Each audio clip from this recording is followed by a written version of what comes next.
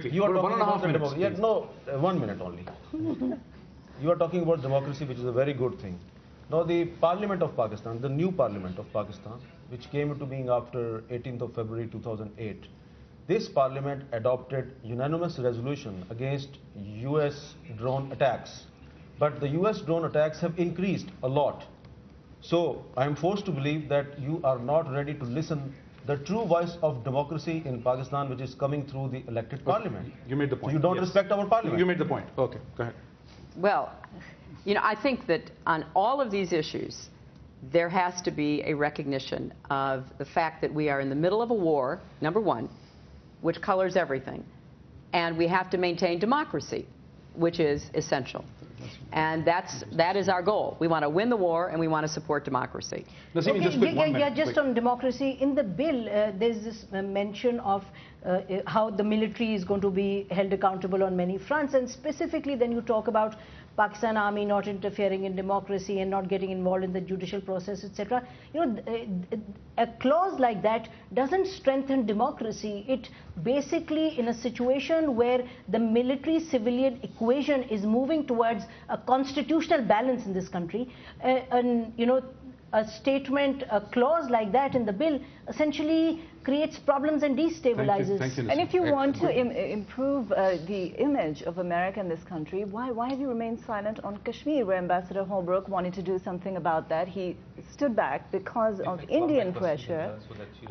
So why is there silence on that? We are very supportive of India and Pakistan resuming a dialogue over resolving these long-standing issues. We believe that at the end of this process, it has to be a decision by Pakistan and India that anybody on the outside is not going to be able to push or prod, and shouldn't. It is up to you and to your counterparts in India. So we are very supportive of that. So we hope that there will be a resumption of a dialogue, and it will lead to a resolution. The answer to the other question. But we have only 5 minutes left. I have to say that it's very common to point out that in a democracy that is so young, we want to send a message to all the constituent parts of society, support that democracy. I find that very much in keeping. Madam Secretary, I'm extremely happy you've talked about sending a message, because here's a message that I do not understand. And hopefully you'll be able to communicate that to me and everyone over here. You see, you were talking about spending on military, and you gave an analogy between the schools and the military. How your water supports you over there. When you go into Afghanistan, and you, fight a war over there, trust me, you are in foreign territory, and everybody that comes under fire or in the line of fire is a foreigner. But when our army goes into Swat or Bunair or Waziristan, the chances are that they are fighting in their own territory and killing their own people at the same time. Now, when I listen to the US administration, they are very open about, establishing contacts with the Taliban Shura, and trying to identify the soft elements over there, and making inroads and bridges over there.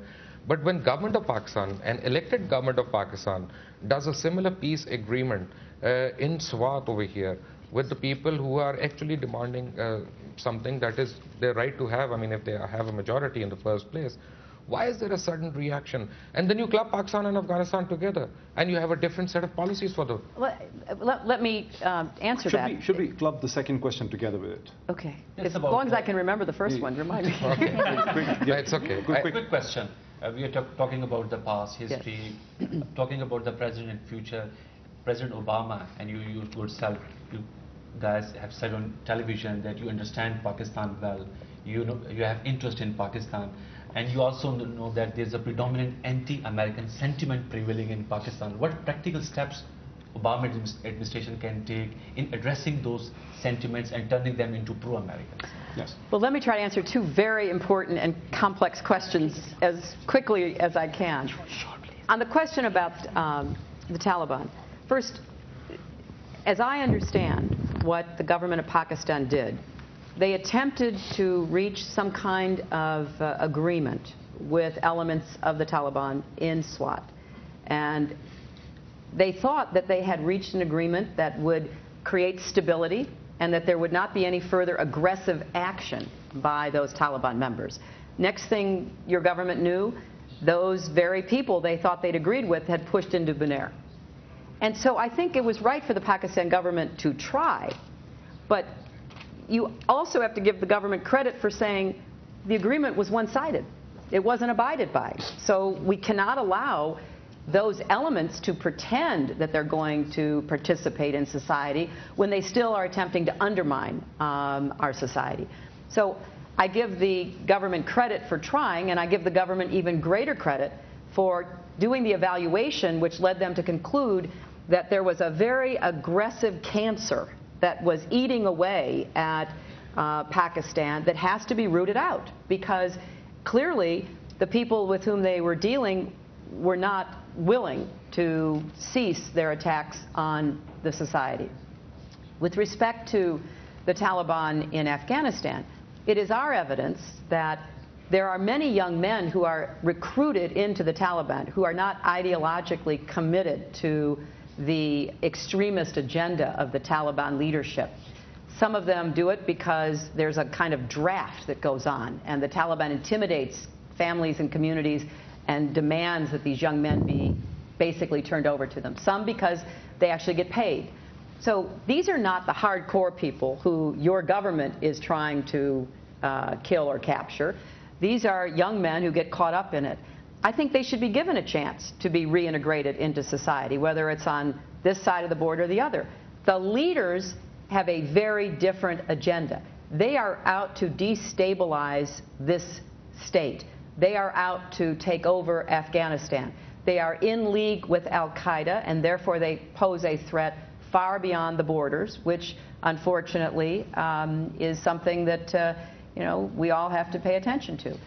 Now, and with your question, just very quickly, I don't expect this to happen overnight. I think that the spirited conversation we've had here today shows how much work there is to do. Yes. But it is very helpful to me. I have to tell you, before the reaction to the Kerry-Lugar bill occurred, I don't think it was on my list of worries that I would have, because I saw it so differently. So now we've been sensitized, and I don't think that we have very many people in our own country who read legislation as closely as all of you have read it. So we're just going to have to take a look and scrub this down and be more aware of the perceptions which turn into the reality, because if we're going to have a relationship, I want it to be as honest as this conversation has been. Nobody has minced words. I have told you what is on my mind. That's what true friends and partners do. We could pretend, you could say, well, Mrs. Clinton, how has your visit been? And we could have a nice little conversation. It wouldn't be me if it wouldn't be you, and it wouldn't be me. Okay. And it's not the kind of relationship we should be working to achieve. I believe we have so much in common, and what both President Obama and I feel, I had friends from Pakistan in college, he had friends from Pakistan in college. We have been in each other's homes.